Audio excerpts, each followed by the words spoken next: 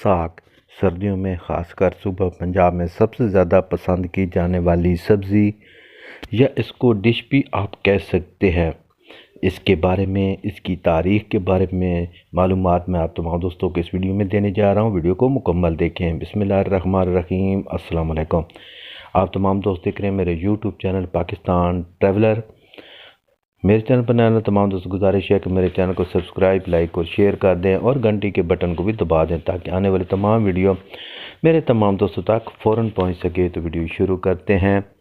पाकिस्तान में सुबह पंजाब में सर्दियों में सबसे ज़्यादा पकाई जाने वाली सब्ज़ी, आप इसे डिश भी कह सकते हैं, साग के बारे में अब मैं आप तमाम दोस्तों को कुछ मालूमात दे रहा हूँ। साग असल में घास ही था। हिंदुस्तान ने जब ये घास पकाकर चखी तो बहुत अच्छी लगी, लेकिन अगर कोई पूछता कि आपने क्या पकाया तो बताते हुए शर्म महसूस होती थी कि हमने घास खाई है। चनाचे एक दिन दाना बाबा जी ने कुछ देर गौर फिक्र किया, फिर साग के लफ्ज़ को उल्ट दिया, फिर इसका नाम साग कर दिया। फिर ज़माना जैसे जैसे गुज़रता रहा, नाम में तब्दीली हुई तो साग से साग हो गया। अब सुबह पंजाब में एक मुअज़्ज़ज़ सब्ज़ी के तौर पर पकाकर खाया जाता है, जबकि इसकी असल वही है जो पहली सतर में घास है।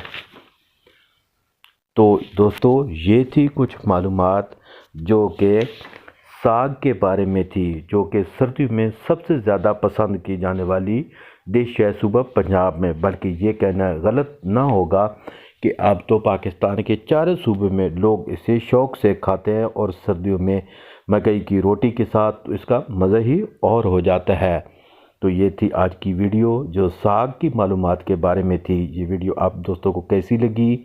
अगर वीडियो अच्छी लगे ज़रूर मेरे चैनल पाकिस्तान ट्रैवलर को ज़्यादा से ज़्यादा सब्सक्राइब, लाइक और शेयर कर दें। अपना बहुत सारा ख्याल रखें। जल्द नई वीडियो में मुलाकात होगी। अल्लाह हाफ़िज़।